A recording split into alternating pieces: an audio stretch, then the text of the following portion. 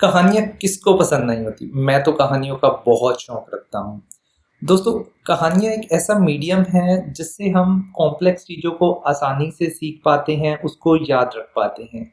हमारे बुजुर्ग सदियों से कहानियों का यूज़ हमें ऐसे कॉम्प्लेक्स सब्जेक्ट्स को सिखाने के लिए यूज़ करते आए हैं, जो शायद हम वैसे याद नहीं रख पाते या नहीं सीख पाते। हम कहानियों के मीडियम से आर्टिफ़िशियल इंटेलिजेंस के कुछ प्रिंसिपल्स को सीखने का और याद रखने का कोशिश करेंगे। तो शुरू करते हैं आज का वीडियो।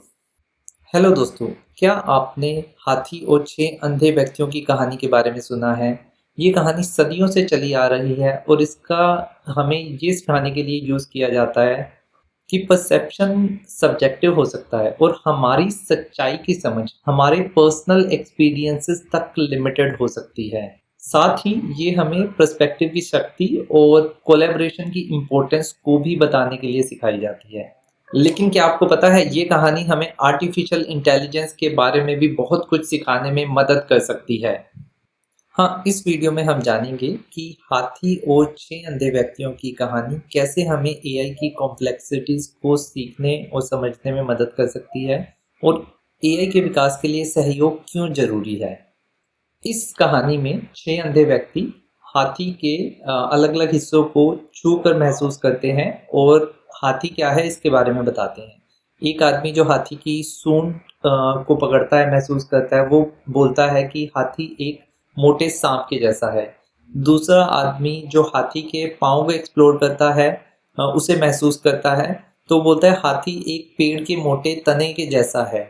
तीसरा आदमी जो हाथी के कान को एक्सप्लोर करता है, वो कहता है कि हाथी एक बड़े से हवा के पंखे के जैसा है। इसी तरह ये बाकी अंधे लोग भी ऐसे जारी रहते हैं।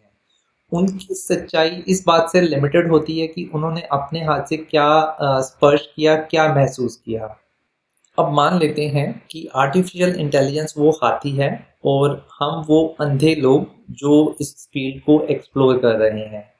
दोस्तों, हमारी एक्सपर्टीज़ अलग-अलग है, इसलिए हमारा चीज़ों को देखने का नज़रिया और उसको एक्सपीरियंस करने का तरीका अलग-अलग हो सकता है। हम में से कुछ लोग शायद मशीन लर्निंग को एक्सप्लोर करते हैं, कुछ रोबोटिक्स को, कुछ नेचुरल लैंग्वेज प्रोसेसिंग को, तो हमारी सबकी समझ अलग-अलग हो सकती है। हम में से कुछ लोग शायद एआई का यूज़ कंटेंट क्रिएशन में करना चाहते हैं, कुछ लोग शायद उससे डिज़ाइन बनाना चाहते हैं, कुछ कोड करना चाहते हैं, कुछ शायद अन्य तरह के काम करना चाहते हैं। इसी तरह हम में से कुछ लोग एआई को बहुत ज़्यादा पावरफुल मानते हैं और कुछ लोग मानते हैं कि आर्टिफिशियल इंटेलिजेंस बहुत ज़्यादा हाइप्ड है।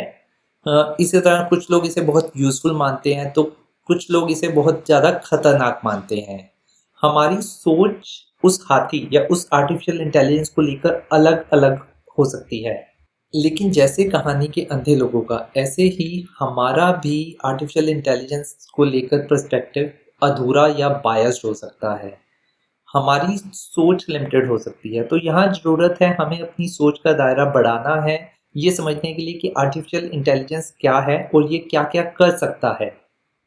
दोस्तों, अलग-अलग पर्सपेक्टिव्स को अपनाते हुए, अपनी असम्पशन्स और बिलीव्स को चुनौती देते हुए, हम मिलकर एआई को समझ सकते हैं और ऐसे आर्टिफिशियल इंटेलिजेंस सिस्टम बना सकते हैं जो ज़्यादा रोबस्ट हों, एक्यूरेट हों और यूज़फुल हों।